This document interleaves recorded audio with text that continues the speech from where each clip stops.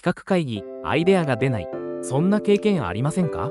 生成 AI 解説士のセバスチャンです。私もホワイトボードの前で沈黙。よくありました。でも、情報を整理して見える化すれば発想は広がるんです。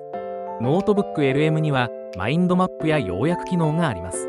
資料を入れるだけで関係性を自動で図解。クリックすれば詳細解説も。つまりノートブック LM は企画のエンジン。沈黙会議をクリエイティブな場に変えてくれる。